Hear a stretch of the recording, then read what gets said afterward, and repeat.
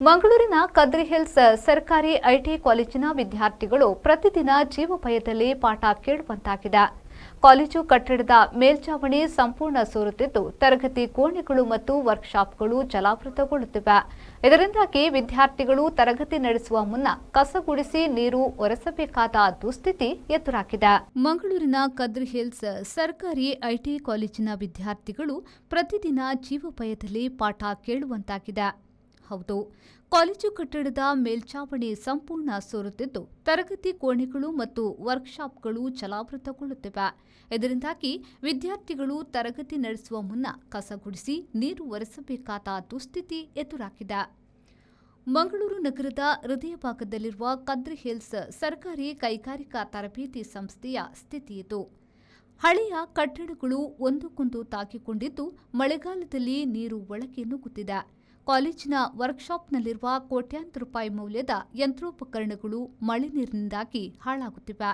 ಇದರಿಂದ ವಿದ್ಯಾರ್ಥಿಗಳಿಗೆ ಪ್ರಾಯೋಗಿಕ ತರಗತಿಗಳನ್ನು ನಡೆಸಲು ಸಾಧ್ಯವಾಗುತ್ತಿಲ್ಲ.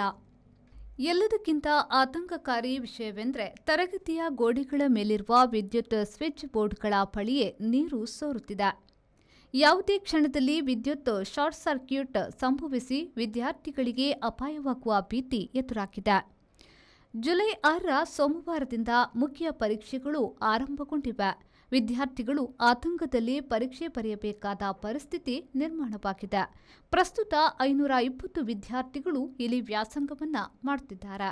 ಇನ್ನೊಂದು ವಿಚಾರ ಎಂದರೆ, ಈ ಸಂಸ್ಥೆಯು 50 ವರ್ಷದ ಸುವರ್ಣ ಮಹೋತ್ಸವ ಆಚರಣೆ ಮಾಡಿಕೊಂಡಿದೆ.